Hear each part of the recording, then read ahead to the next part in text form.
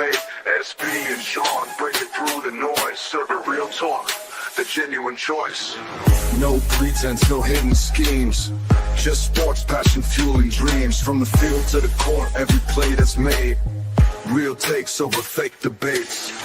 Turn it up, hear the honest sound.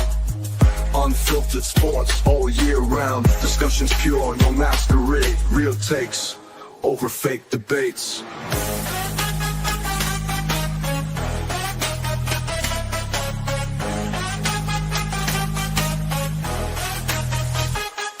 Turn it up. Over fake debates. Real takes over fake debates.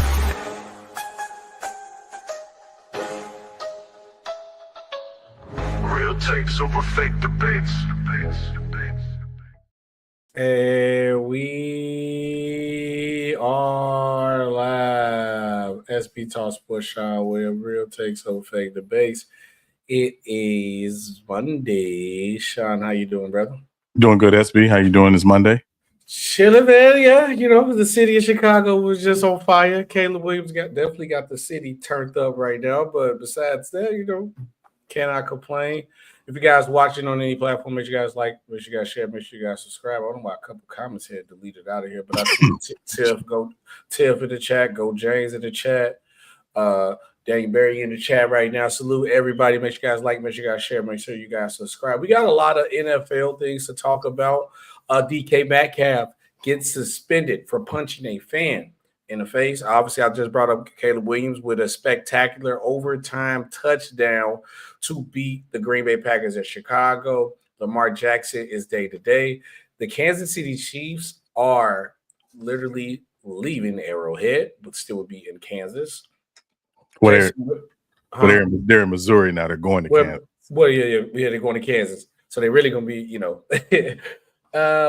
Then also, he's going to have, because Tiff has been saying this for a while, so I kind of made this segment for kind of Tiff too, and I kind of spoiled the name because I told Sean I wasn't going to tell him the names in here.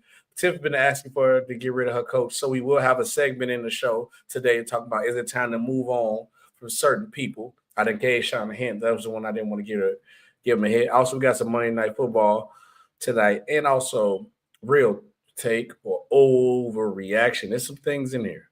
But let's get into something light first before anything. Salute True in the chat too. Dolphins are likely to start quitting unions for the remainder of the season, which means Tua will be bitch for the rest of the season. Do you like this move? Is it a good move, Sean? Is it the perfect timing for this move? Because I believe the Dolphins are eliminated from playoff contention. Yes, they are, with a 6-9 record. Yeah, I mean, from the Dolphins' perspective, obviously making the decision to bench Tua is as much about play as it is about his contract and the fact that he's owed a lot of guaranteed money. No, he's owed $56 million guaranteed after a few days after the league year starts next year. They're very much in a very tough situation because they don't have a GM. First of all, they got to hire a GM, and then they got to figure out, you know, what Mike McDaniel's future is, you know, as the head coach, whether or not he'll be coming back or not. Obviously, that's to be determined. For the Dolphins, though, there's some different ways that they could potentially make a move with this contract. And I will reference Brock Osweiler.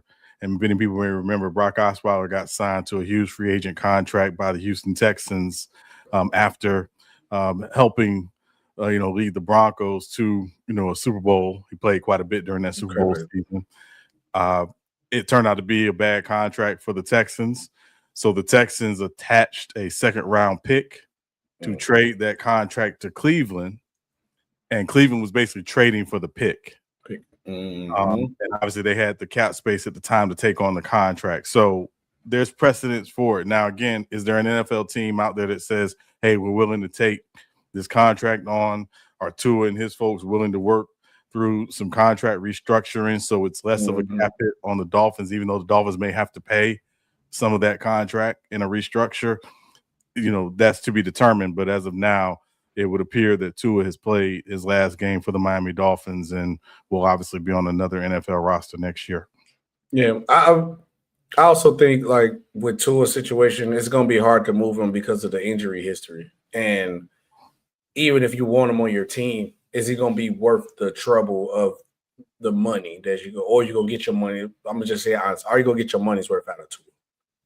Probably not. And I think a lot of NFL teams are looking even at the Deshaun Watson situation, where the majority of his contract he hasn't played. I think how many years have you been with the Browns now so far? It's been 4 years. And I don't even believe he played 2 years worth of football. He has not. So teams look at things like that.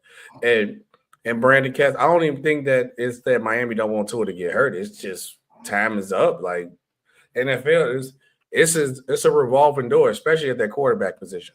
If you're not getting the job done at a certain point in time, they're gonna get you up out of it. Honestly, I'm surprised they didn't bench Tua for yours. I think did he play a game this season? Let me see.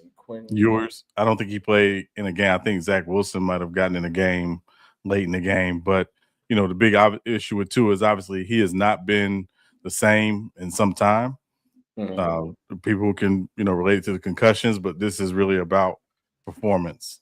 And obviously Tua's performance has not been up to par this season and up to expectation based on the contract they're paying him. What his future is in the NFL, again, I think he will be on an NFL roster just because he is an experienced NFL quarterback. Yeah, but I don't think he's guaranteed a starting job anywhere next year. I think he will be going somewhere where either A, he'll have to compete, or B, he'll likely have to be a backup and, potentially, fight, to rebuild his value on the open market. And I'm gonna just throw out an example. I don't think they'll trade for him because they can't. But I think someplace like Kansas City would make sense, especially with the Mahomes and all the being out. With Mahomes being out, and obviously we know Andy Reid's success with quarterbacks. So Kansas City would make a lot of sense if it's on a reasonable deal, which it would have to be for Kansas City's sake. And from what I'm looking at, Quentin Ewers has played the last game against the Bengals. This last game, that's the only game he really played. So that's the only game he played. So yeah. I'm like honestly shocked they didn't start him by now. Honestly, I would have been played him. But yeah, the Dolphins cook. Because looking at this playoff picture, I've been coming into this year, Sean. I'm gonna say this with the teams that's out right now. It's that's why I love the NFL. That's why I love football. A lot of teams that we thought was gonna be at places are not at places, and there's a lot of teams at the top of their conference who we didn't believe was going to be at the top of their conference too. So let's make the NFL good. But speaking of the Kansas City Chiefs, I'm glad you brought them up because this nasty stadium, Arrowhead, I don't like it.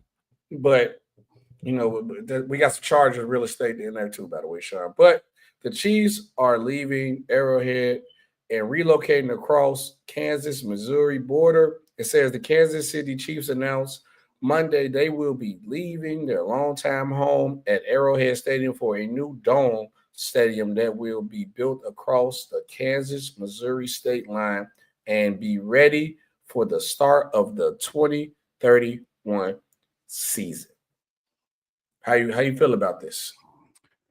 Well, obviously, it doesn't come as a big shock when you talk about, the Chiefs. They've been trying to get a new stadium for some time.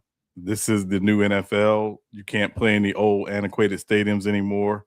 Now everybody wants obviously a newer stadium, but also more than likely a dome stadium or at least a retractable roof stadium, which it appears the Chiefs will be getting. If you can't work it out with the state of Missouri, obviously they play in Kansas City, Missouri. There's Kansas City, Kansas, right across the border.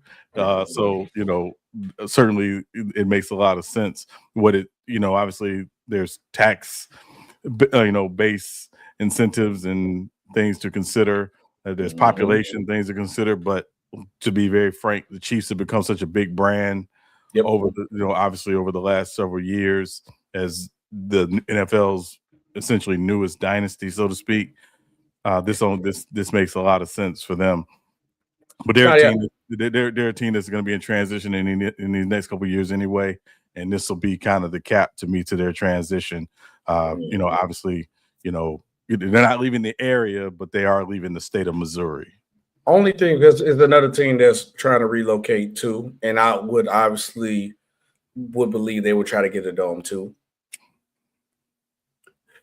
Or is it good to okay, I want to say this. Is it a good idea to get rid of your home field advantage that you have with your location, with like the weather? Because I remember when the Dolphins were hot, Tyreek Hill had to play them in the playoffs, and nobody could stop the Dolphins. The only thing that stopped the Dolphins was the weather. They did not look the same in the cold. But now think about if the Chiefs had a dome during that time. I can't 100% guarantee the Chiefs would beat the Dolphins. So is it worth losing that home field advantage? Well, so I think two things to consider when you talk about home field advantage. One, is it a dome or is it a retractable roof stadium? But if it's snow, would you retract your roof though? So snow is different than cold. I think if it's snowing, you have the dome covered. But if it's cold, you may use the cold as to your advantage with a retractable roof stadium. Okay. So I think that's really what it comes down to. But also, when you think about, and I don't want to think about just the player home field advantage. I also want to think about the fan home field advantage of you're sitting in these stadiums. It's freezing outside. A lot of people don't want to sit outside in these cold weather games, even though, I mean, obviously, full well being in the Chi, that's just kind of what it is. But even then, that's starting to get a little air warmers, but exactly. I mean, it only going to keep you warm, so much. So I think, and also just thinking about it in the bigger picture, SB, the bigger picture also is these markets also want to be in position to host Super Bowls and to bid for Super Bowls. The best way to do that is to have a stadium that either is a dome or a retractable roof. And so that's also, I think, part of the Chiefs thinking here as well, is that we want to be able to host Super Bowls while we're still a Super Bowl contender, presumably. Yeah, and they said they're not moving that far. So that's it's literally like, I mean, I won't say across the street, but it's kind of like right across the border. Yeah. And then like you said, I think more of like the Super Bowl thing too. Like you want to host it, and also some teams trying to actually like own the stadium too. So that helps when it's like your stadium too. See, he said this year's Super Bowl will be truly crazy. What is Super Bowl at this year? Vegas? Santa Clara. Santa Clara. Oh yeah. That's gonna be good weather out there. But Sean, this is Tiff probably not gonna like this one, because this might put the nail in the coffin. Lamar Jackson is day to day with significant back contusion. So that means he's in pain. Now, do I believe they're gonna probably give him that old pain shot and throw him back out there 100%? Do I think it would be a good idea? Probably not, but it's football, so you always gonna go out there and play, because the Ravens are on the chase to make the playoffs. But I think the Steelers might have to lose out for them to win, because I think the only way the Ravens are gonna get in now is if they win a division. Yes, they still got a chance, but if the Steelers win out, I think they should be good. I think everybody got what? How many more games left? 2 more games? Two. Yeah, so that means the Ravens have to win out, and the Steelers will have to lose out for them to possibly make it. But does this Lamar injury put the nail in the coffin for the Ravens? I mean, you would think it does if he can't play. Now, I will say Tyler Huntley did come in and play pretty well last night for him, and when they brought him back, he played, pretty well in the Chicago game, I believe it was. Yeah, he did. He snapped. So they have an experienced guy who can do a lot of things. Some things similar to Lamar, but obviously, Snoop Huntley's not Lamar, if we're being honest. No. The bigger issue for me with the Ravens, is the game management problems continue to arise. And last night was, typical Ravens game management under John Harbaugh these last several years. And they've been just good enough that they've been able to, kind of, put that stink under deodorant, and now they're not. and I know Tiff didn't like that. It's come to fruition, and taking nothing away from the Patriots and Drake May, they played really well in the second half in particular. But that said, if Lamar is healthy, Lamar is going to play because that's Lamar. But it may be too little, too late because again, as you said, they need some help, and they do have another head-to-head against the Steelers as well. So I think that's going to determine the who make the playoffs. I think that game, and that's why I would say the NFL did get right recently with like the schedule changes and the added games, putting the divisional games at the end of the season was fire move to do. I'm not gonna lie. So I think they play week 18? They play next week. Week 18, yeah. Steelers play at Cleveland next week, and the Ravens play the Packers. Yeah, so if the Steelers lose and the Ravens beat the Packers, yeah, that game, I might have to tune into that one. Now, speaking of the Steelers, he said there's no need to put Lamar in danger with this Ravens team. Only reason why I say it is a reason to, because Sean, if I'm being honest, and you can be honest with me, tell me if I'm wrong. This is the most wide open Super Bowl chance I haven't seen in years. Mm-hmm. It's legitly like, okay, who said, I'm just going to order. Seahawks, Bears, Eagles, Rams, 49ers, Packers. I'm not going to count the Panthers. Right. Can all legitly go on. I know what Michael Parsons be announced his question with the Packers, but legitly can make the Super Bowl. It's wide open. Now we go to the AFC. Broncos, Patriots, Jaguars, Steelers, Chargers, Bills, Texas. Possibly the Ravens. Colts out because they ain't good. All legitly can make the Super Bowl. It's no team. It's no team higher than no other team. Like true, like I wouldn't sound crazy saying your Patriots can make the Super Bowl right now because that's how open it is. It's not crazy to say my Chargers can make it. It's wide open. Both conferences are wide open. It's legitly wide open. So honestly, to take that risk, this would be the year to take that risk. Honestly, I mean, until you're officially eliminated, if your Lamar or your quarterback is healthy enough to play, and again, the Packers are in the same situation now with Jordan Love, and potentially Malik Willis if he has to play because he got hurt late in the Bears game Saturday night as well. Until you're officially eliminated, I think, again, if a guy's healthy enough to play, he's likely going to play because guys want to go to the playoffs. There's no ifs, ands, or buts about it. The issue for me, again, is, Lamar's been dealing with health issues all season. Yep. It's a back contusion, which is basically a bruise on the back. Apparently, it didn't really like the way the play went down, but that's a different conversation. That said, if Lamar is healthy enough to play against Green Bay, he's going to play. So that I think we need to go ahead and get that out of the way now. And let me respond to Brandon Katz. The flex games are for Sunday night, not Monday night. They don't flex games to Monday night because they contractually they can't. Can't do it. The Sunday games get flexed to the early games get flexed to Sunday night football, just for clarity. Yeah, because then also I was like, you really look at the Monday night football game. Sometimes when they put the schedule together, nobody thought the coast was going to be good. So I give you today, this Monday game, but 50-50. But if you look back to last Monday, you got the Steelers with Aaron Rodgers, where everybody thought Aaron Rodgers was going to be nice. With the Dolphins, everybody thought the Dolphins were going to get back on track. Nobody knew Tyreek Hill was going to break his leg. And same. Then you go to the last week before that, Eagles versus Chargers. That's a good game.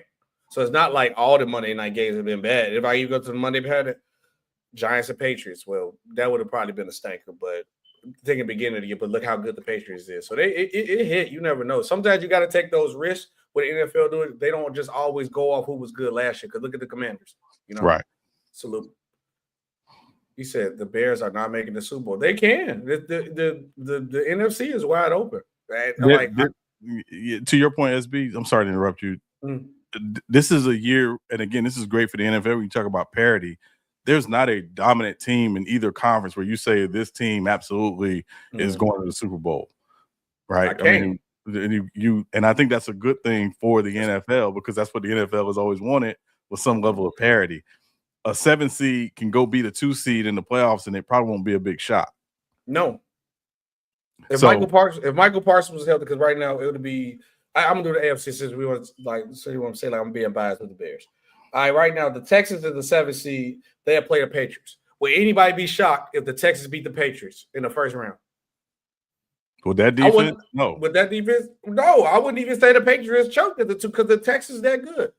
Even with the Bears versus the Packers, because that's what the 2 seed, 7 seed is matchup right now. That game go either way. We just saw that. We just saw 2 games that could have gone either way. Either way, that's all we said.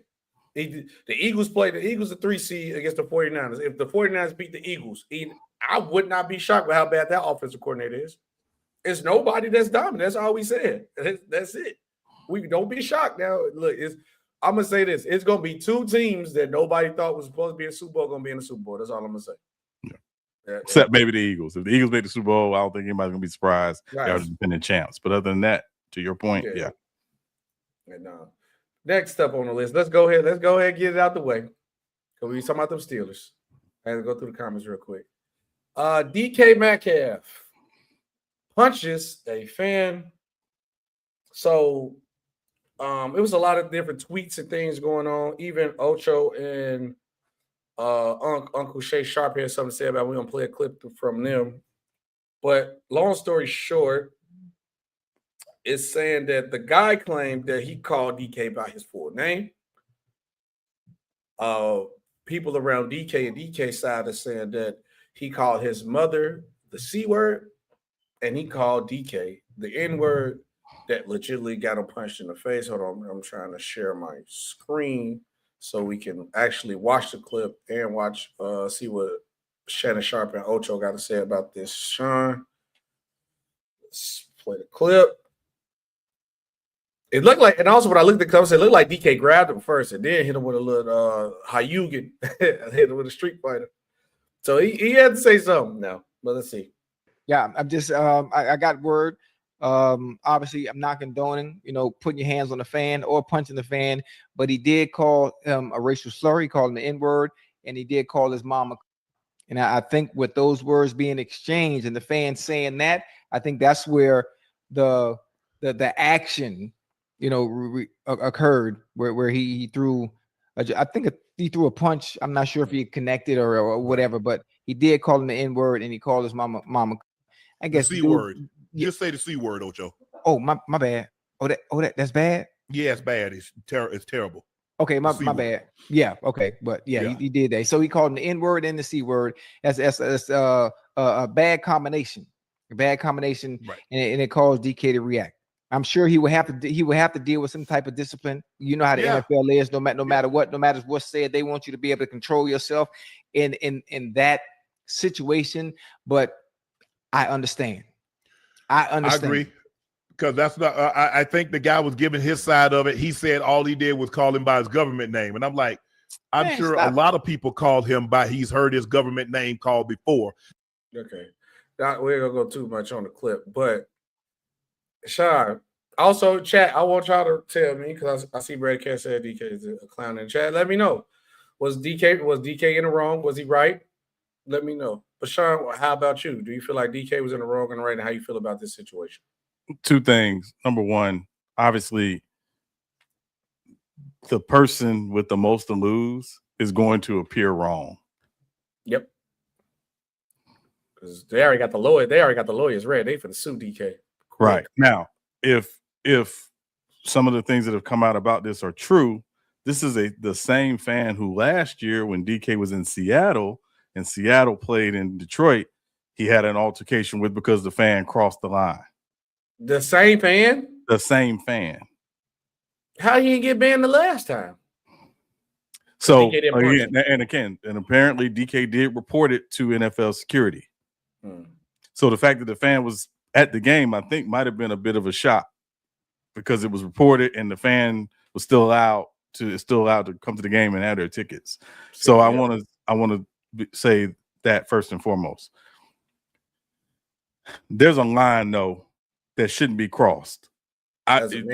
Fans can chide players. They can get on them about missing shots and dropping passes and throwing in. They can do all of that. But when you cross the line into name calling, and when you use that $1 million word, that N word, that is used, in my opinion, way too much in society too freely. But when you use that, I'm fine with whatever happening to you happening to you. So the fact that the guy got punched in the mouth, if in fact he used the word and called DK's mother the C word, which I'm not going to say the word, but I can imagine what that is. You know, I don't really do this on this show. You should have got your ass whipped. And if he was on the street, he probably wouldn't talk to DK like that. Right. Now, here's where I would have wished what I wish DK would have done. I wish DK would have said, "Hey, do me a favor. After the game, come down here and meet me on the field." That's what I wish he would have done.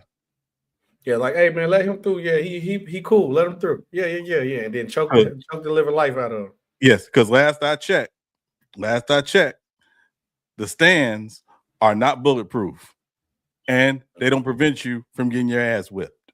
No, they don't. So come down here on the field and say it. There's a group, a segment of people who are feeling real beholden right now. And at the end of the day, if you're gonna cross that line, you can come down to the field and say it. Say what you said. And whatever happens to you, happens to you. Now, if you're bold enough and bad enough to do that, so be it. But the stands do not protect you. No, the stands don't protect you. And Brandon Katz, like for your company, said Metcalf has maturity issues for a long time. He had anger issues in Seattle too.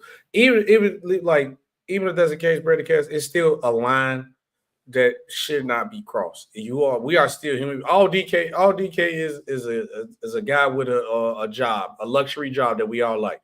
People got to still remember that we still human beings. We still put our pants on every day when we walk out. We are same. That's what people I think sometimes misconstrue. Because yes, DK probably could have his problems or anything else.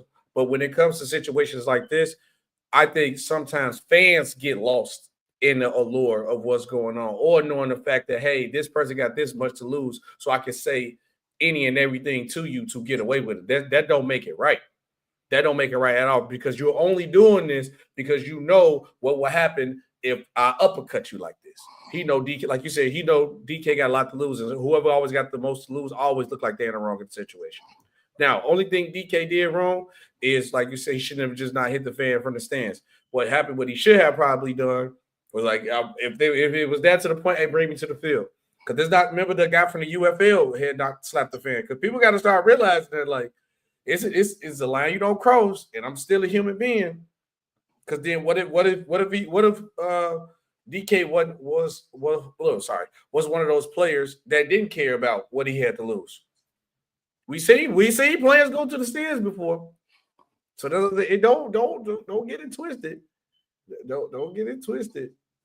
Now, you said Metcalf chose to approach his fans in the stands in the middle of the game, which is just but Brandon Katz, be human. You telling me if somebody say something about like your mom like this, or call you the N word, and they from a different race, so you know that's not no good intent bad word. I'm not mad at you for how you react, or mad at you about feeling the way about it. I just think he just messed up because you got the most to lose. And you can tell that DK wasn't that much in the wrong, because they only suspended him 2 games. They could have said you done for the season. Even though these 2 games are very important to have DK Metcalf and only 2 games left, they could have finished him for the rest of the season. And I knew I was different to say he took the words right in my mouth. It's different from heckling a friend and being disrespectful. It's 2 different things. That's the line. That's the line. Because also we got to have accountability for the fans. You can't, like, come on, man. If you, Brandon Katz, you think you go to a basketball game and then you call LeBron, let's say LeBron mom, all type of things, call LeBron the N-word and all this, and say such, and then LeBron go slap you, and then you're gonna be like, oh man, LeBron's so immature, but we found out why he slapped you. No, you did that to yourself. Told you, don't. Hey, the stands don't say, the lines don't say, we are still human beings at the end of the day. And I'm gonna say this, SB, just real quick. And I'm saying this as someone who, obviously, I'm in my mid-40s, so I got a different probably take on this than many others. People way too free with that B word and that N word nowadays. They're way too free with it, and it flies around way too much. And I'm saying this, and I'm gonna use the N word as an example. Mm-hmm. I remember Kyrie got into it with a player on an opposing team who called him the N word, and Kyrie said, "No, we don't do that. Do that. We don't roll like that." right? So I'm saying that we've just got to be a little more thoughtful about some of the things that we're saying to people, particularly because some words are triggering. Words are not just words. Some words trigger, and some words can trigger someone to the point that you accidentally get your ass whipped. And from what I heard, he said Metcalf actually took it light on him. Be real with you, because he could have snatched him down. He could have snatched him down. He could have snatched his out the stands, and then it could have been all hell breaks loose. You know, Detroit used to some malice in the palace. So I'm just saying. It could happen again. It might be a little harder in the NFL. The NFL crowd a little bigger, but that's the only thing. That's all I'm saying, brother. You got to realize that's all. It's different heckling and crossing the line. And again, that one word in particular, you say that word to a certain person of a certain hue, of a certain race, of a certain ethnicity, how they respond. So and that's on you. So be careful if you're gonna cross that line. Whatever happens to you, happens to you. And I don't feel sorry for you. I hope you learn a lesson for it as you heal up. Yep. Because and they say like people be like it's a crazy fan thing or fans just fans. Would you think that guy would say that to DK Metcalf if he saw DK Metcalf on the street? No, because then now he know it's free game to get himself slapped, and he go get slapped. But that's what we gonna move on. Those salute Chasey. But see, I know you making it deeper than rap, Brad, because that's a whole different era of time. That's a whole different conversation that we don't have time to get into. Because during that time, let's just say and I don't want to go too deep into it because this is gonna start. Because during that time, when they would do that to Jackie Robinson and he would respond like DK Metcalf, Jackie Robinson wouldn't be here during that time. Let's just say that. If he responded and slapped a person of a different race during that time, it'd have been a whole different situation. Is you gonna say the fans during that era should have been more mature? Oh, but it's cool. Well, but you gonna understand. You know, I'm not gonna say what Jackie Robinson would have been there, but he wouldn't be here. Yeah, and also let me just say this real quick about Jackie Robinson. Had Jackie Robinson responded that way in that time, they would have changed his name to something Chinese. He hung high, because that's what they did back then. That's a terrible equivalency. Don't do that. Yeah, that's just we can move on. That's a terrible equivalent because I would try to avoid saying it, but yes, that's where you gotta lock in and understand what's going on. But speaking about another team that's trying to move, Bears are considering moving to Northwest Indiana, because I want to make sure emphasis on Indiana, because everybody see Indiana, they talking about Indianapolis gonna have two teams. And no, it's not the case at all. But the Bears consider moving to Indiana with efforts to secure a public funding for the stable in Illinois has stalled. It's a lot of things going on. They say the Chicago Bears say they are mulling to move to Northwest Indiana with their efforts to secure public funding. They said they need to build an enclosed stadium in Illinois, which has been stalled. Team president Kevin Ward insisted Wednesday in an open letter to fans that the team still prefers to build a new home on a tract of land in its own suburbs of Arlington Heights, Illinois. He also said the Bears are not using the threat to cross state lines as a leverage. It's okay. One thing I want to say about this, Sean, real quick before I get into your point. What everybody tried to say with the people of Illinois, because trust me, we got bad governments and tax stuff, they be crazy. Because first of all, a little backstory, Soldier Field got renovated. The Bears paid their side. The state of Illinois has not still paid their side, and they agreed on that. So that's one problem coming to play. Two, I know this not a leverage play, because if all the Bears asked for them, like, I don't raise our taxes on the building, that's it, and then we'll figure everything else out. They wanted the public fund. The public fund is them just pretty much saying, pay y'all half. Pay y'all half for Soldier Field. The reason why they go to Northwest Indiana ain't no leverage. The governor of Indiana said they pretty much can build something tax-free here. Tax-free, and they go and help build it. That ain't leverage. Somebody is offering a better deal. And if you don't want the team, I feel bad for anybody got an office seat, because if the Chicago Bears lose if the Chicago lose the Chicago Bears, you will not get a vote. Right. Chicago is the biggest team in Chicago, son. I know everybody see the Bulls and they think Jordan got so much love in Chicago. His 6 rings don't compare to the 85 Bears who won Super Bowl. Right. The Bears are the biggest team in Chicago. Yeah. No team is bigger than them Yes. at all. No, I can tell you how Chicago sports fans look at anything sports related. And I'm gonna be 100% honest with y'all. It is somebody who lives in Chicago. So miss me with the Michael Jordan. It's not the case. It's the Bears. Then it's Derrick Rose because he's from here. Then it's the Chicago Cubs. In that order. That's all Chicago sports fans care about. So mess up with the Bears. They still doing the Super Bowl shuffle, Sean, and we ain't seen Super Bowl since '85. Right. Yeah.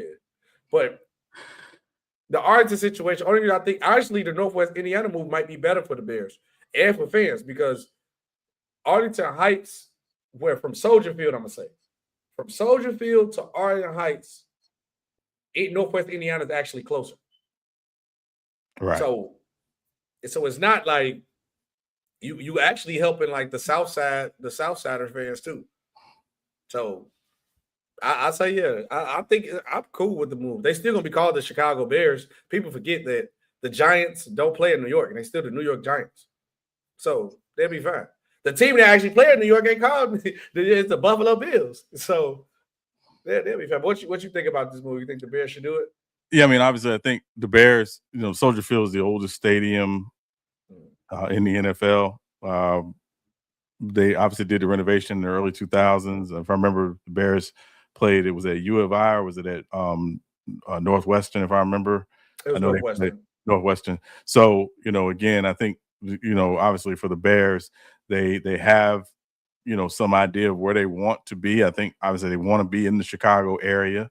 Even if it's not in Chicago, they want to be in the Chicago area, but they want to build a stadium that, again, allows them to use the stadium for more than just football. And Soldier Field, especially during this time of year, doesn't really offer more for football than just football. So this is something that, I mean, and Gary's, 30 minutes away? Yeah. So and it's a lot of people from Chicago moved to Indiana too. Right, exactly. So it's not uncommon. I remember when I lived in Illinois, I was in Western Illinois, but I was right on the border of Illinois, Iowa. So it's not all that uncommon for people to be when they're on that border to live in one state and work in another, and vice versa. I think the Bears obviously though understand they need a new stadium. They've been needing a new stadium for some time. It's time. It's been time. Maybe they'll come up with a solution where again they can play somewhere in the Chicago area, or again play at Northwestern, or or whatever, U of I or whatever, and maybe they can rebuild the stadium in the same site where Soldier Field is now. I don't know, but obviously there's still a lot more to this story to come. Do I think the Bears are going to move to Indiana? I don't think they're going to move to Indiana, but also I never thought the Raiders would move to Vegas. Yep. So that's it can happen. It can happen. It can happen. And again, Vegas with the Raiders is different because that's outside of California. The point is that they, the Bears want to be in the Chicago area if they can help it. Yeah, because they know that like you can't get rid of that fan base. And don't get me wrong, I like that Raider fans do travel. They do, because I know when they play the Chargers, but LA used to be Raider town. Right. But even with them being in Vegas, it don't hit the same. It don't hit the same in like LA and Oakland. It don't, because you lose their aura a little bit too. Yeah. So there's like the Bears don't want to lose their aura. And if Brandon Kent, I know he was saying like what I explained was leverage. Now, if you really want to say what's the leverage play that the Chicago Bears doing, they waited till the team got good and got a quarterback. They put that's the leverage that. Hey, we good now. We got our quarterback now. Now, if you want to talk about what's the leverage is, that's the leverage. Because trust me, Illinois is. And I don't know if Brandon Kent's from Illinois or around ever. If you know how the government is here, trust me, this ain't no leverage play. You just touted a BS. Because I guarantee you, it's some BS going around. Because where they have for the money for the stadium renovations at? Oh, that's when they get a little quiet now, Sean. But we'll talk about leverage. And again, I think we have to just remind people how close Chicago is to the border of Illinois and Indiana. Like it's very close. It's right there. So it's not like they're moving, 100, 150, 200 miles away.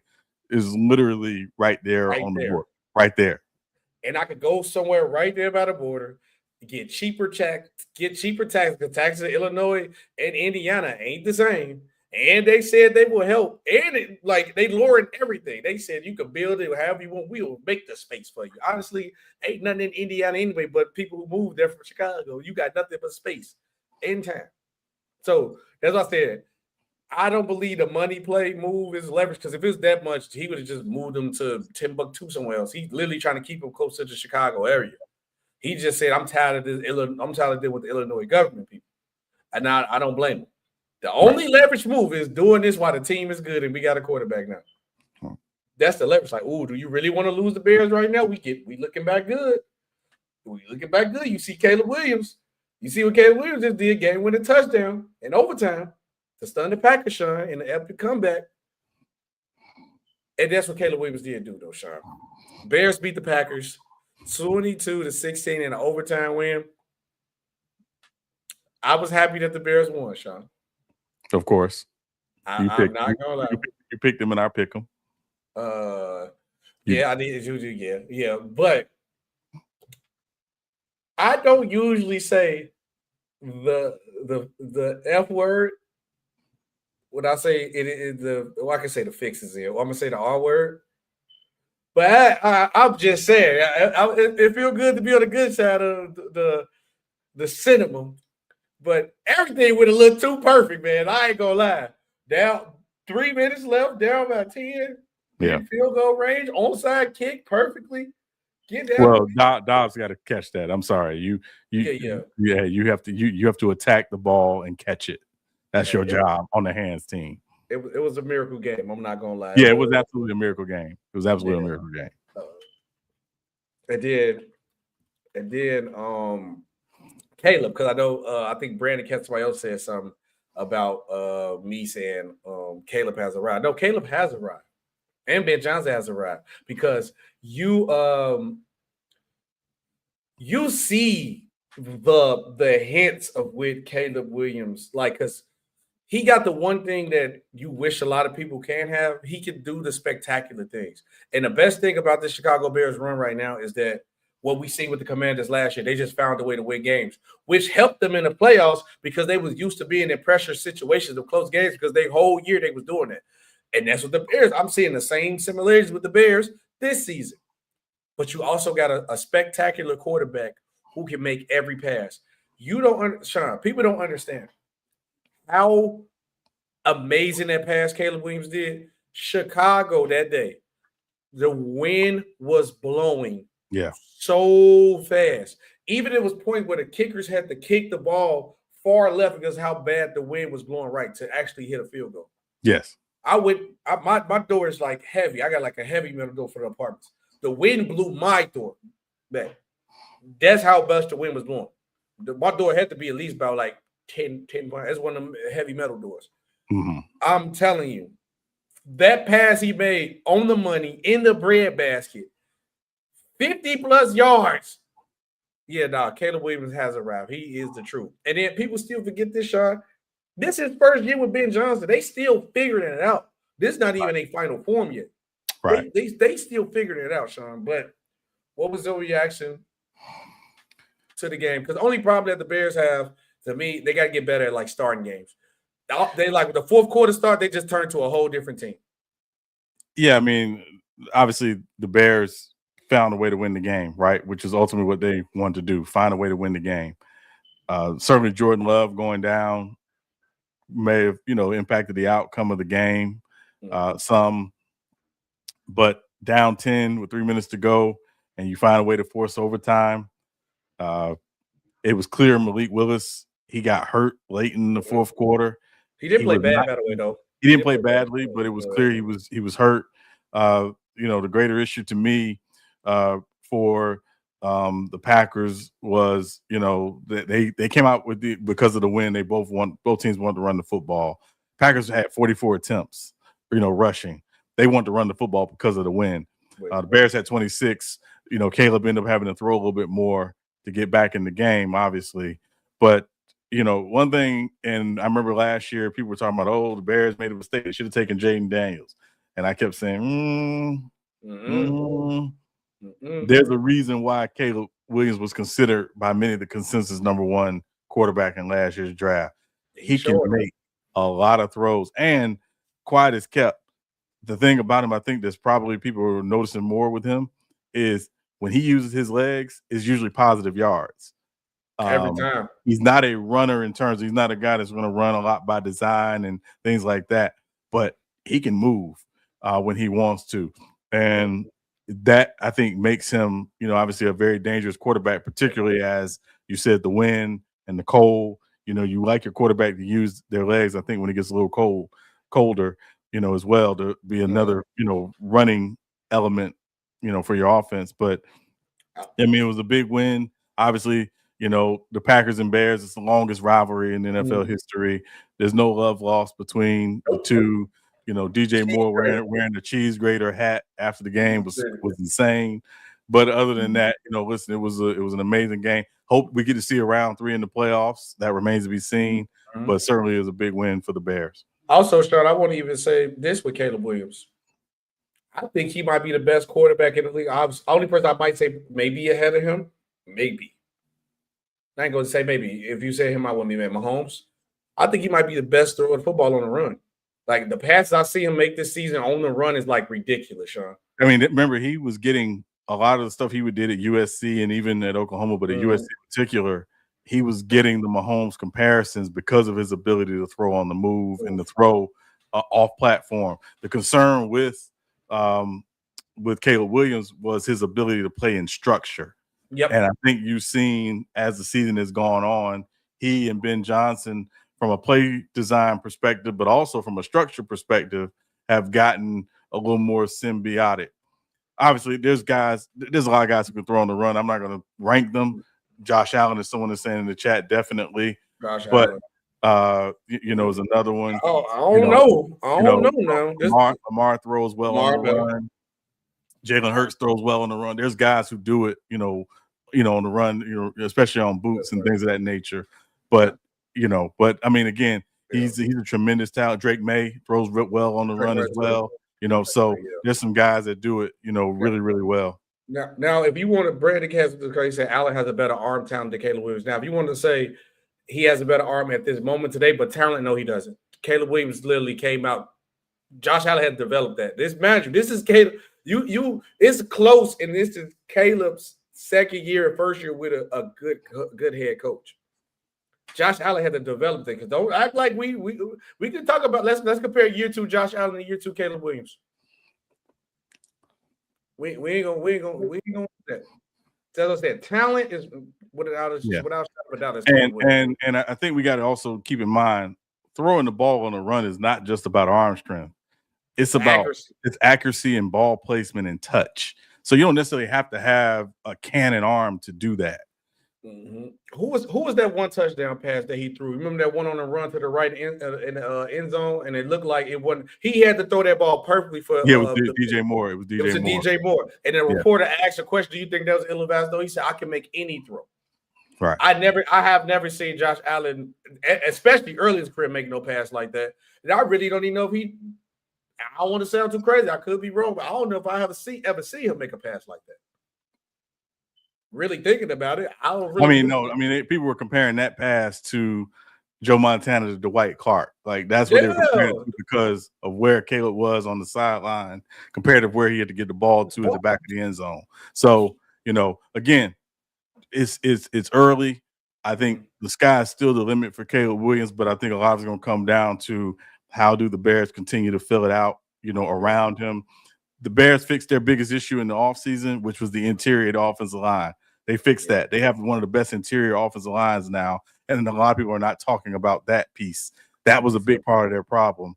And couple that with Ben Johnson coming in, bringing a scheme, and he's not running the scheme exactly like he ran it in Detroit. He's built the scheme well around, the talent they have. And so, again, I think the sky's the limit. But this is year 1. Let's see what happens in year 2, year 3. We've seen some boy wonder coaches come in and do well in year 1. Can you sustain and continue to build? I'm gonna be honest with you. When I watch Ben Johnson, particularly post game, he's impressive to me. I think he is the right the right coach at the right time. And, you know, I think a lot of teams are going to be looking like, man, we probably should have figured out a way to get that guy, you know, out of Detroit sooner than later. Yeah, he got a whole chant for the shit. We in Chicago ain't never had a chant. That good, better, best got the city in the chokehold right now. I'm not gonna lie to you. Yeah. So Sean, you sent me this, and once I read like what the title said, I kind of want to do like a live show reaction of it. So I didn't even watch it. Jason Whitlock made a video. He put a clip from his show Fearless. And he said something kind of crazy because I read the title and I instantly laughed and I said, I'm gonna just wait till we do the show. I want to actually live reaction. Let me share this on my screen because if this is what I think it is, just to be that type of person for cloud chasing, man, this is atrocious work, by the way. But he says in 2018, the NFL had 19 QBs averaging 250 yards per game. This season, we got 5. The hyper focus on DEA and black quarterback play has diminished competing and Murdick, I'll take it right in the NFL. Competition and what? Sean, what is he talking about? I'm just like, what is he talking about? But okay, let's react together and just see what he said. But let's see. 19 quarterbacks in 2018 averaged more than 250 passing yards per game. These are quarterbacks with 8 or more starts. Let's fast forward to right now, 2025. There are 5 quarterbacks that average more than 250 passing yards per game. Dak Prescott, Matthew Stafford, Jared Goff, Patrick Mahomes, and Drake May. In 2018, 19 quarterbacks averaged more than 250 passing yards. What are we watching? What is going on with the National Football League? Has gambling and fantasy football distracted us so much and covered up all the flaws of the National Football League that we're sitting here watching? We're watching quarterback play go directly into the toilet, and we're pretending like we don't see it at all. My contention is the hyper focus on DEI and black quarterback play has diminished merit, has diminished competition, has undermined the pursuit of excellence for the pursuit of quotas. And everybody's play has dropped because of the hyper focus on DEI. All right. I can't do it. I can't do it. I know you MF in line. Well, okay. What is black quarterback play? What do you mean by that? The quarterback with the most rushes right now, Sean, is white. Josh Allen. What is he talking about? One of the most accurate quarterbacks in the league. Can make all the passes. Is black. A quarterback who can do both in Lamar Jackson. Black. What the fuck? What are you talking about? If you would have kept it like the sports betting, I was like, all right. What does DEI have to do with that? You trying to say Lamar Jackson only your starting quarterback for the Ravens because he's black? Patrick Mahomes, he only got his job. What quarterback? Even people get Jalen Hurts a lot of flack, but you can't tell me Jalen Hurts only got his job at the Eagles because he. Come on now. This clickbait is dumb. This is dumb. But I mean, it's not even my part. Is I see what y'all said. Like, I ain't falling for the rage bait. I'm just saying you will go that low just to get 1 million views or just to get a couple clicks. You will sound that stupid. Tell me, I don't understand, Sean. I don't understand. But like, what are we doing, bro? Can I jump in here, SB, real quick? Please go ahead, because I'm gonna look up the per game too. Okay, so I want to say two things. Number one, Jason Whitlock played college football. He was an offensive lineman at Ball State, I believe, which is apropos because his take is nuts. So I want to just point out a couple things. Number one, as the league has gotten more wide open in terms of passing concepts and passing offense, the number one thing that's happened over the last couple of years is defensive strategy has changed. Yep. NFL defenses and defensive coordinators have adapted to the modern passing game. Mm-hmm. You see some teams that start three safeties. Three safeties. And I would think he would know that since he played football, or people adjusted to the schemes. You would think. And I'm not going to say what I wanted to say there because I'm trying not to be too mean, but you would think. Now, nothing in his video talks about that. That teams are playing more too high in zone coverages. The idea of playing too high safety, cover two, or zone coverages is designed to keep everything in front and take away the big downfield plays. Yep. Secondly, what are offenses doing? They're going to the shorter, quicker passing game. Yep. So the average air yards have dropped significantly because offenses are going to the shorter passing game.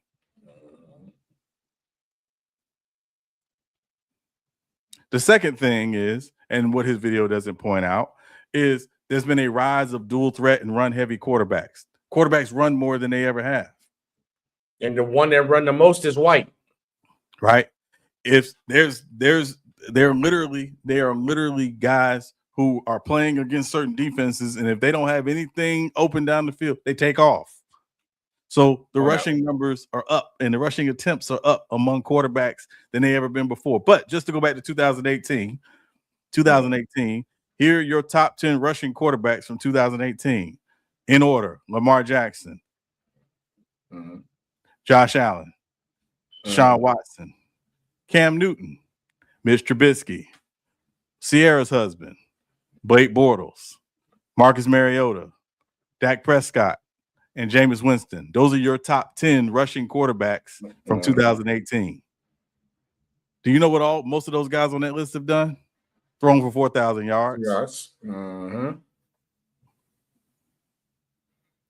A couple of them have thrown for 5,000 yards. But this boy, I don't understand. Yeah, so let's also talk about that. But also, two more things real quick, SB. Offenses are going to more risk-averse offenses, meaning they're calling fewer go balls, deep, lower percentage throws, because the defensive schemes have adjusted and desire, and they want to protect quarterbacks from turnovers. Yep. You want to look at the turnover numbers from back then? I promise you they were higher. I bet they was. And he did all that talking about like the numbers being low. I'm literally looking back and forth with the numbers. The completion percentage is pretty much the same, if not better now. Right. This has nothing to do with DEI. This is about adjustments. The league always goes through these phases. There was a time 20 years ago when you drafted a running back, you were drafting a running back in the top 10 of the draft. Yep. Because if you didn't have a running back, you didn't have anything. Then when Roger Goodell comes in, they say, hey, listen, we want to make the game more entertaining, we want to bring in the casual fan. We have to open up the game. Let's change the rules to open things up. Look at Tom Brady's passing numbers from 2005 and 2006, and then look at 2007. What happened? Two things. One, you got Randy Moss. Two, the rules changed. The league goes through this. This is the nature of football. It's the nature of football. It has nothing to do with DEI. It is the most inane and insane thing I've heard. And again, he gave not one football explanation about why that could be. It was all about DEI. It's all about that, and the whole point is just go run right back to DEI. Didn't make no sense. Didn't even add a stat to complete because they're trying to look at this, right? Because we 15 games in the season, right? 15 games. We already played 16 games. Some of these guys only play a little, but going down the top tier order, interceptions 16, 12, 7, 12, 12, 5, 10, 4, 7, 2, right? This is 18. And some of these guys that I named didn't even play. Like the one that got 4, that's Nick Foles. He ain't played 5 games. But I'm going to do everybody who played 16 games. I'm just going to give you their turnovers. 16 interceptions, 12 interceptions, 7, 12, 15, 10, 11, 14, 12, 11. There's a lot of double digits. Let me go to the top 10 of everybody. All these people I say besides one. 5 interceptions with 40 touchdowns. Man, these people got more touchdowns. Matthew Stafford with 40 and 5 right now. Next, Dak Prescott with 10. Jared Goff only got 5 interceptions. 8, 11. When Mahomes only played 14, 11, 13. 5, 7. It looked like it's more turnovers during the era that you gassed. And the completion percentage is the same. And they throwing less balls. And get more yards. So you happy that a season where everybody threw for over 200 some plus yards, but with nothing really else to show for it. But that's DEI. He's got to be a joke, sure. This is like, what did he gain from this? That's all I'm really asking. Clicks. Got us to talk. Was it worth it for him? I guess. Yeah, he got. I mean, is this worth it as Twinkies and Ding Dongs are to him? So, you know, it is around holiday time. He got to hit his quota because that was just stupid. He was better off going with the betting odds. I was with him. And I was like, oh yeah, it's the betting and the numbers and everybody over. I was like, and then he said, I'm like, okay, you lost me. Because I'm not making any promises. I'm going to attempt to get a former NFL quarterback to come on the podcast, someone I think I can reach out to. Okay. To talk about quarterback play today comparative to when he played, because he played in the early 2000s. But yeah, I just think there's got to be it has to be a nuanced conversation. I think there's questions around quarterback play, but I also think it comes back to what I've been screaming for years, SB, which is football is the ultimate team game, and it's not all just about the quarterback. One player can't win it in football. It doesn't work that way. Myles Garrett to break the sack record right now, and the Browns ain't nowhere near close to playoffs. Right. The Jacksonville Jaguars are much more than Trevor Lawrence. Yep. You can tell. Only my own question is, Sean, what is black? What do you mean black quarterback play? What is black quarterback play? I mean, again, that's a question you'd have to ask him. I could imagine what he's saying or what he's trying to infer, but what he's doing is bringing up the age-old debate about the intellectualism of black quarterbacks and their ability to process and to lead and to understand, you know, conceptually and intellectually what defenses are doing. That's a tired trope that has no merit at all and never did. No.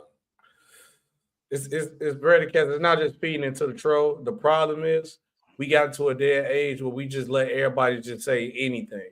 The hot take era and thing. And sometimes you gotta be like, all right, bro, enough is enough. Sometimes stuff needs to be said because that's it's different if you be like, yeah, this person is the greatest player of all time. Oh yeah, black quarterback play and DEI is ruining how quarterbacks play. Like what? Nah, now we losing the plot. We losing the plot.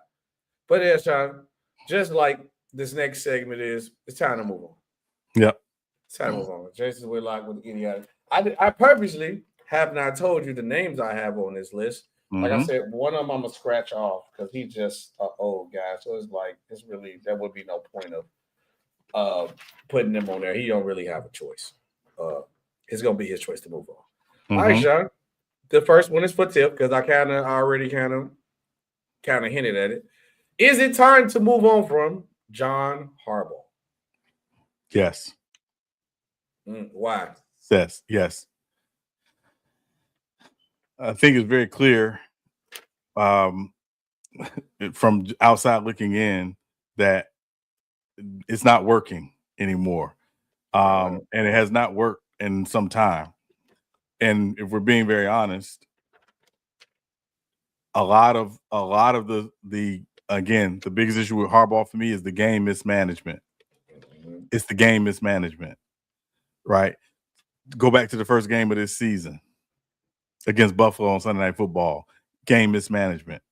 But go back and look back the last several years. There have been how many blown leads have the Ravens had since 2020 under John Harbaugh? And if I kept count, including this season, it's 18. 18, yeah, that's a lot. 18. That's a lot. 18. Time to move on. And again, the Ravens are the low budget Steelers. They don't like getting rid of coaches, but they got rid of Brian Billett, who won a Super Bowl after some time. It's time to move on. It's time to move on. The Doc Rivers of the NFL is crazy. It may not be a bad take. That's crazy. All right. Next up on the list, the next coach. Then the next one, we got 2 players coming up, and then we got player coach. Is it time to move on from Kevin Stefanski? No. Okay. Why not? It's not time to move on from Kevin Stefanski because, again, I think the issues come with what are the front office ultimately trying to do, right? The front office, obviously, 2 first-round picks. Right now is about evaluating. You got a lot of young talent. And, again, young talent. Quinshon Judkins had a really good season. He got hurt, broke his leg yesterday, unfortunately. Harold Fannin was a steal. He's been very good for them. But they really have to figure out what their young talent is, and they have to continue to add to that. I think Stefanski can continue to manage that. Right now, again, everybody's going to look at the quarterback situation with Gabriel and Shador, things like that. I think Gabriel showed he can be a decent NFL quarterback, maybe not a starter, but a decent NFL quarterback. I think Shador is showing he can be a starter. Again, if he's not your starter, he can be, a good number 2. But right now, they don't need to move on. Right now, they need to figure out how to add more talent, particularly to the offensive side of the ball in Cleveland. And also, I didn't talk about, to me, one of the biggest issues with the Browns this season is the tackle play has been less than stellar. So whether it's Shador, Shiloh, Shaheem, whoever's back there playing quarterback, until you get the tackle play correct, it's going to be very, very difficult to evaluate whether or not someone can be a starter. I don't think they move on yet. I think they want to give Kevin Stefanski every chance because he's shown he can be successful. I think they want to give him another chance to do that. And the question is, who's running to Cleveland to be their head coach? Just asking. Nobody. I know this one jumping the gun, but it's kind of like I've been felt this way. But I know, like how you said, they don't rotate. They don't like a franchise don't rotate coaches. This franchise don't rotate quarterbacks. But he hasn't been spectacular, and I feel like he's the only person holding him back. So I make sure I said this before I say what I said, or before I say the player's name. Is it time to move on from Jordan Love? No, not at all. That's insane. I think he's holding them back. That's insane. He's not holding them back. He's actually saved them more than you probably know. No, he saved them because the issue with the Packers has not been Jordan Love. The issue with the Packers is 2 things. One, their receivers don't always catch passes. I think they led the league in drops a couple years ago, and they might, yeah. And the issue to me is, do they have a true number 1 receiver? I'd like to think it's Christian Watson, but Christian Watson doesn't stay healthy. But Christian Watson has the talent of a number 1. He just doesn't stay healthy. Yeah. But Jordan Love don't either. Well, Jordan Love, I mean, again, Jordan Love has had little knick-knack injuries. He hasn't missed significant time. But also remember, this is his 3rd season as a starter. It's just his 3rd season as a starter. Like, I know people, like, it's only his third season as a starter. And again, he's gotten better. The issue with Jordan Love the previous couple of years was starting out slow. He actually started out the season better this year. And again, the expectation was he would pick his game up. He got hurt the other night. It stinks. Got a concussion the other night, unexpected, but he was playing really well. I think he was 14-1 the last 4 games, touchdown, interception. He's playing really well. And he's the part of the reason why the Packers, a lot of people consider the Packers a dark horse Super Bowl contender. Until Michael Parsons got hurt. I still think they can make the run, but we'll see. Now, at the end of the day, no, they don't need to move on. Because again, if they move on, there's gonna be a lot of teams calling them trying to get Jordan Love out of Green Bay. Okay. That one was a breach. That was more of my Chicago. I know you're Chicago. Y'all shout out, brother. Y'all all the same. Y'all all the same. He played for the Packers. He stinks. He trash. He stinks. Yeah. All right. Now, serious one. Yeah. Is it time to move on for Kyler Murray? Yes. Why is that? Yes.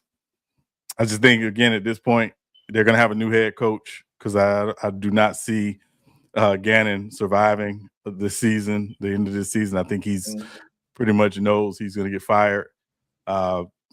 It's time to bring in a new head coach, and a new head coach like going to want to bring in their own quarterback. Can they go out in free agency and get a Mac Jones or someone Mac of that? Would be nice. We'll see. They have weapons, obviously. You talk about Trey McBride, you talk about Marvin Harrison Jr., you talk about Michael Wilson. Got to figure out the running game. They don't really have a stud running back like that, but they have some weapons. It's time to move on, and I think Kyler Murray knows it's time to move on. I think he's ready to move on as well. It should be a change of identity there. I got 2 more, and then we got to do our real takes overreaction. These 2 are players, quarterbacks, and the coach. Okay. So we clean the house with both of them. All right. Is it time to move on from Tua Tagovailoa and Mike McDaniels? Been past time. Okay. Yeah, it's about that time. It's been past time. Tua especially. I think Tua will show. I will say, I will say, listen, we very hard on Coach Logic in this podcast, but I will say he has had them pretty competitive these last several weeks of the season. So, it's time to move on from Tua. Coach Logic, I think they can give maybe they keep him, again, but I think, Tua definitely without question. All right, last one. Is it time to move on from, because you was high on this team and they definitely disappointed you, Sean. Yes. Is it time to move on from Pete Carroll and Geno Smith? Ooh. The Pete Carroll thing is interesting because I didn't think Pete Carroll was a long-term answer for them. He ain't the answer. I don't think Pete Carroll forgot how to coach football at all. I just think they just don't have a lot of talent. Okay. They don't have a lot of talent. They just don't have a lot of talent. When they got rid of Christian Wilkins, and it was kind of like, I'll just pay this guy $100 million and you got rid of him. That was a little weird, but yeah, so I'm not going to say they should get rid of Pete Carroll. I think the biggest issue with Pete Carroll is some of the coaching decisions he made. Obviously, hiring Chip Kelly was a terrible, terrible decision. We thought him and Geno, because of the success they had in Seattle, that they could recreate it in Vegas. But see how they had more talent. Yep. They had more talent. They had Jackson Smith and Jigba. They had DK Metcalf. They had a better offensive line. Their offensive line is awful. It's awful. Yes. It's awful. And they have no receivers to speak of, to be honest. No. Brock Bowers and Ashton Genty, who showed you yesterday why he was so highly picked yesterday in their game. But I'm saying I don't think they should move on from Pete or Geno. But I do think, obviously, they do need to think about long-term, because Pete's just not the long-term answer because of his age and things of that nature. And Geno was always going to be kind of a bridge quarterback. Anyway. I think they're obviously going to be, probably in the quarterback market in the draft. Could they get Mendoza from Indiana, who a lot of people are high on? Could they get Dante Moore if he doesn't go back to Oregon? that remains to be seen. But even then, if you bring one of those young guys in, I still think you got to have a better veteran, there so you don't have to rush the young guy on the field. Yeah, I'm gonna say with me as a Chargers fan, now keep Pete Carroll. Yeah, please keep the guy there, man. Keep him there, man. Don't add no more talent. I love seeing the Raiders lose. But it's time for the favorite part of the show. Real take or overreaction. Sean, this is what you said me. I want to answer this one first. Yes. Real take or overreaction. Sean believes the NFL should give Christmas Day back to the NBA. And Sean, I say H to the no. They should not. And I'm going to tell you why. Because we were talking about the schedule earlier. I forgot what Brad and I want to go through the chat where he said it in the chat about like the Monday night games being bad. Because the Christmas schedule really was that bad. It's just teams didn't show up. Like nobody thought the Vikings was going to be this bad, but the Lions was good.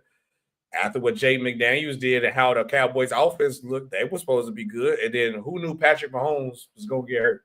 So honestly, the scheduling wasn't bad. It just unfortunately how the season went. But no, ain't no reason. I'm not giving it back to the NBA because you see how everybody talked about the Christmas Day last year. So as a fan, they shouldn't know. They shouldn't give them back. This is definitely an overreaction, Sean. But I digress. What you think?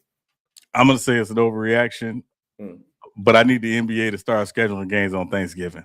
Just see, we're gonna play petty. Let's just be petty. Let's just be petty. Yeah. Adam Silver too nice. Just be petty. Just schedule games on Thanksgiving. No more Thanksgiving Eve games. Just put some games on Thanksgiving. I would have had the Knicks versus the Lakers on Thanksgiving. That's gonna sell off the name alone. LeBron will be mad because he got to work every holiday. But hey, look. Luka versus Luka in New York. Oh, that's gonna be funny. Real take or overreaction? That is all me. Sean, Caleb Williams will be a top 5 quarterback by the end of this season. I want to hear your responses before I say it. Oh, 100% real take. He can make every pass. He might push his team to where they need to go. The talent is there, and that's how I'm looking at it too because. The quarterback situation really to be in the top 5 is really wide open. If I said who's the best quarterback right now, and I'm being honest, so I want one name I'm going to put in, so I'm going to be honest. At the moment today, it would be Matthew Stafford, Dak Prescott, Justin Herbert, Drake May, and probably Sam Darnold will be my last. That's the top 5 people playing at the quarterback position right now. And with those names being up at top, I can see Caleb Williams sneaking his way in there, especially if he go on a nice playoff run. But the talent there. So I say it's a real take. Obviously, it was my take, but yeah, what you got? I'm going to say overreaction, but I do think he's certainly in the upper echelon of quarterbacks this season in the NFL. Now, again, doing it in Chicago with the cold weather, by the way. People got to remember that. Now the numbers, I know the numbers aren't great, particularly like when you look at the completion percentage. Some of the completion percentage numbers aren't great, but they're winning, and he's playing well, and he's doing the one thing many people thought could not be done in Chicago, which was have a guy who could be potentially your long-term franchise quarterback. Yeah, so I'm saying that is the win for Caleb Williams. And if the Bears made the playoffs, they clinched last night, yesterday evening. But the Bears being in the playoffs, I think there's some people who did not think that they would be in the playoffs, and they are. He's in the conversation of the best quarterbacks in the NFL. But I also want to say they have a very nice team around him.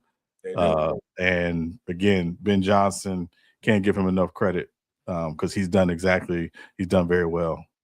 True got a good credit. Does the NFL teams got Christmas exclusive? I don't think so. No, I think only team that's got the exclusive deal is the Lions on Thanksgiving. They always. Well, the Lions and Cowboys always play on Thanksgiving because they were the first teams to volunteer to play on Thanksgiving. That's why they always host the Thanksgiving games. So that's why they have the Thanksgiving games. But in terms of the Christmas exclusive, the Christmas exclusive is Netflix in the NFL. That's the exclusive, so to speak. All right, next one. This was gonna be like we throw a shade again, but overtime win. I don't know. I'm gonna take it is what it is. Real take overreaction. Jordan Love isn't the answer at quarterback for the Packers. Massive overreaction. Massive. I'm just calling it how I see it, man. Massive overreaction. Yeah, I know you want him out of the division because it makes life a little easier for the Bears. But and also too. I mean, if you think about it, if we're just looking at quarterbacks, I would say right now I would have him as the best quarterback in the division right now over Jared Goff. Jared Goff, just because Jared Goff has limits. Okay. Jared Goff's great, but Jared Goff has limits. Jordan Love can do more. I might take Goff. I might take Goff. I mean, if we were doing a quarterback draft, I'm taking Jordan Love, and I had to choose from that division. I'm taking Jordan Love. Over Caleb? If you had the you crazy. Today, yeah, no. Yes, I'm taking Caleb. No, because again, Caleb's done this year.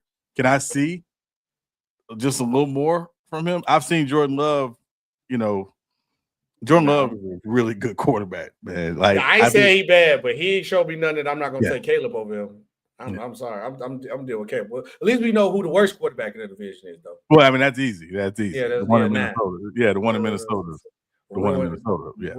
Ruining Justin Jefferson. But the last one, real take a overreaction. The Browns losing season will ruin Myles Garrett's sack record. I'm gonna say overreaction to that. Again, when the guy breaks an individual record, regardless of the team's season, it may not be as ballyhooed as it normally is, but that's still a big deal to break the single season sack record. That's a big deal. Like I don't ever want to disrespect that, and we know what Myles Garrett is as a player. So no, I'm gonna say overreaction. Real quick before we get to our picks, he said, "What has Jordan Love?" I mean, we'll say, "What has Jordan Love done?" He said, "Sean, a Packer fan." Now you see that big Saint logo behind him. He's not a Packers fan, but he deluded with Jordan Love.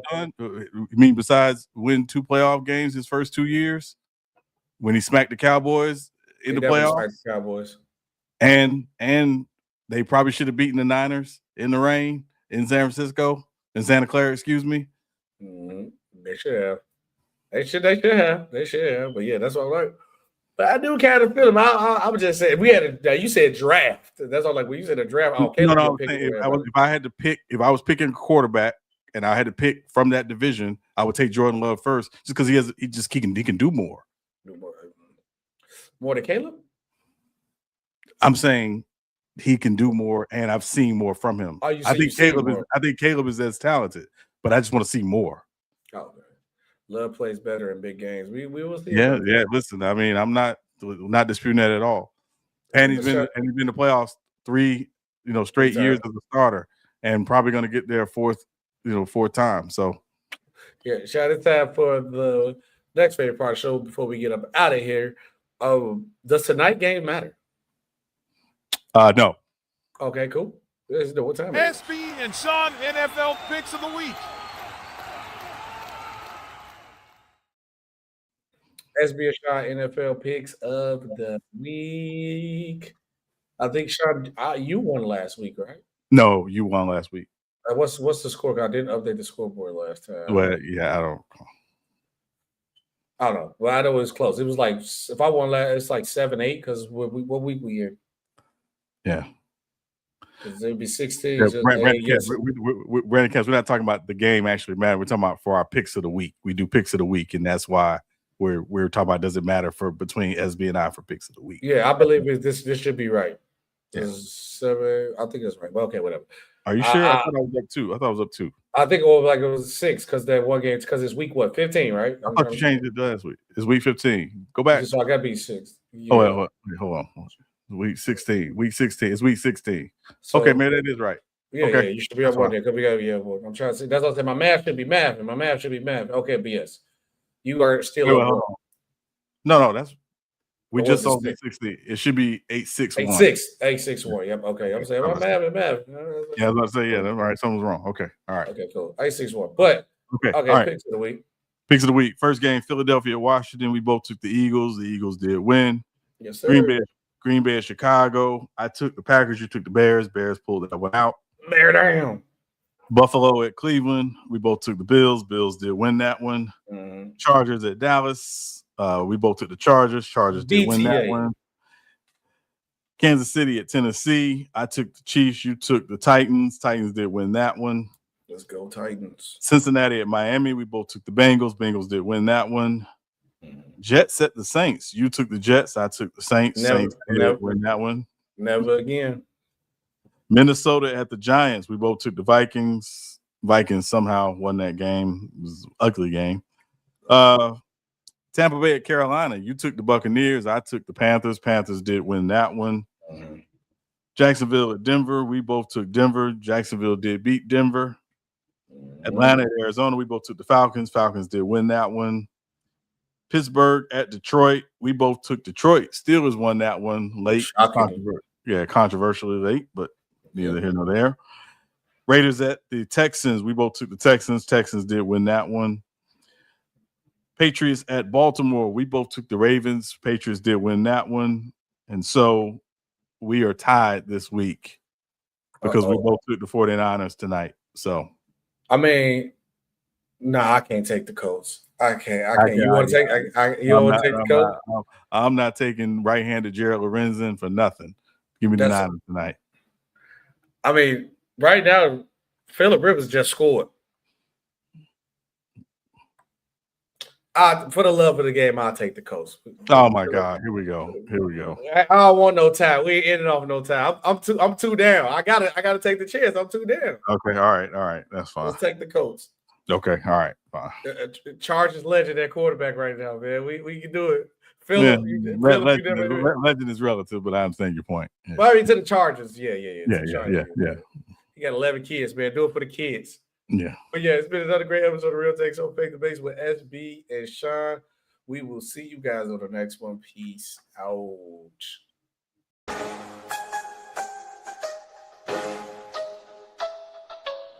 Real takes over fake debates.